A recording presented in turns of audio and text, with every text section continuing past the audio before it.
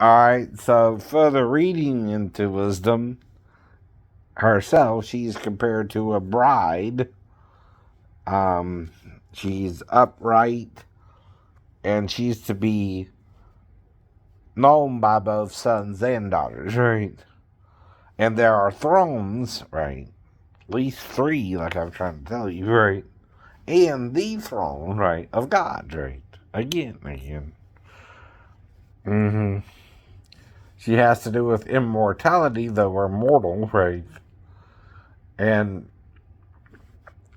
again, right, she's called her, not a him, right? Though him is involved with it in that, right?